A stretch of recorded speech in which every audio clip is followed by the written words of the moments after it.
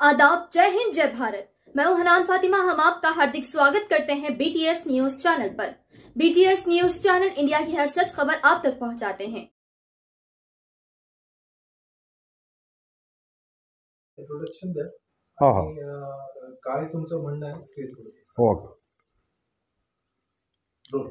हो मी ॲडव्होकेट चंद्रकांत बिडकर उच्च न्यायालयामध्ये एक महत्त्वाचा विषय म्हणजे DSK कुलकर्णी डेव्हलपर्स यांनी जे काही 35,000 FD होल्डरचे जे डिपॉझिट घेतले आणि ते काही परत केले नाही म्हणून त्यांच्यावरती पोलीस कमिशनर पुणे यांनी जवळजवळ 11 सेक्शन्स लावलेले आहेत. त्यांनी म्हणजे सेक्शन 406, 409, 411, 463, 465, 467, 468, 120B आणि 34 आणि MPID कायद्याच्यानुसार सेक्शन 3 आणि 4 नुसार त्यांनी गुन्हे केलेले असे इन्व्हेस्टिगेशन रिपोर्टमधून आलेलं आहे. त्याचप्रमाणे DS कुलकर्णी यांनी जवळजवळ 8 अशा डमी कंपनीज काढल्या. DS Kulkarni and brothers, DSK sons, DSK construction company, DSK associates अशा 8 डमी कंपन्या काढून त्यांनी 35,000 FD धारकांना बँक ऑफ महाराष्ट्राच्या वतीने बोगस चेक दिले गेले आणि ते सगळे चेक्स डिसऑनर झाले म्हणून 5,000 FD धारकांनी पोलीस कमिशनर यांच्याकडे तक्रारी केल्या आणि त्यामुळे मग DSK हे आणि त्यांची पूर्ण फॅमिली, त्यांचे डायरेक्टर हे संपूर्ण त्यांना अटक करून त्यांना जेलमध्ये टाकलं. आता गेले 5 वर्षापासून ते जेलमध्ये आहेत, परंतु अद्यापर्यंत त्यांच्या गव्हर्नमेंटनी महाराष्ट्र गव्हर्नमेंटनी 5 मे 2018चं नोटिफिकेशन काढून त्यांच्या 335 प्रॉपर्ट्या ह्या अटॅच केल्या. तसेच 12,09,00,000 हे त्यांचे जे जे खाते होते त्यासुद्धा त्यांनी अटॅच करून लोकांचे पैसे देण्यासाठी गव्हर्नमेंटने कारवाई केली आणि त्याच्यासाठी सुरेंद्र नवले हे कॉम्पिटंट अथॉरिटी यांची सरकारने नेमणूक केली.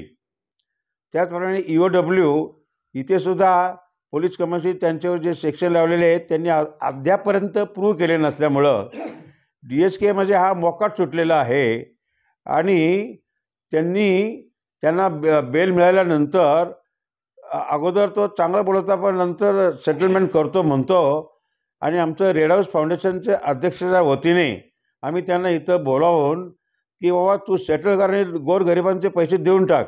कारण रेड हाऊस फाउंडेशनचे अध्यक्ष संतनू कुकडे आणि मी स्वतः हा पुढाकार घेऊन ह्या 35,000 FD धारकांचे पैसे परत मिळवून देण्याचा आम्ही निश्चय केलेला आहे आणि आम्ही ते निश्चित त्यांना मिळवून देणारच. त्याच्यासाठी आम्हाला वेळ आली तर आम्ही पोलीस कमिशनर यांना म्हणजे यांचे जे सेक्शन लावले ते प्रूव्ह करा आणि ह्या गोरगरिबांचे म्हणजे पैसे परत करण्यासाठी SDO मावळलासुद्धा तुम्ही भाग पाडा. त्यांनी अजूनपर्यंत म्हणजे EOWनी प्ली रेकॉर्ड केली नाही.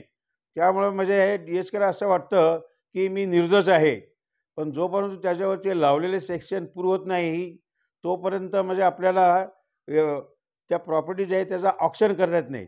आता हायकोर्टामध्ये आम्ही 35,000 FDच्या धारकाच्या वतीने उच्च न्यायालयामध्ये 1542/2021 ही फौजदारी याचिका दाखल केली आणि त्या याचिकामध्ये ही मॅटर जवळजवळ 16 जजेसच्या समोर आलेली आहे. त्यामध्ये आता रेवती मोते डेरे आणि पृथ्वीराज चव्हाण यांच्यासमोर उद्या ही मॅटर पेंडिंग आहे.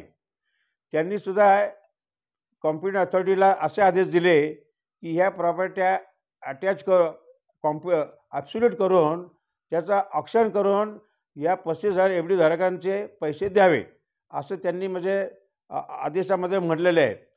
आणि त्याचप्रमाणे यामध्ये अंशदान नावाची एक कंपनी आहे ती NCLTमध्ये जाऊन म्हणजे बँक ऑफ महाराष्ट्र यांनी बोगस चेक म्हणजे 35,000 FD होल्डरला देऊन म्हणजे आमच्या ह्या सगळ्या FD धारकांची त्यांनी फसवणूक केलेली आहे म्हणून त्यांच्यावर सुद्धा आम्ही कारवाई केलेली आहे.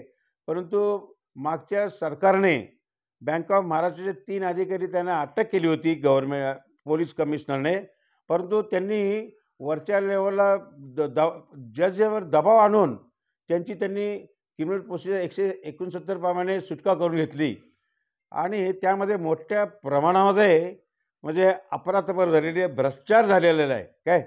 पण आम्ही तो भ्रष्टाचार बाहेर काढणारच आणि काढलेला आहे.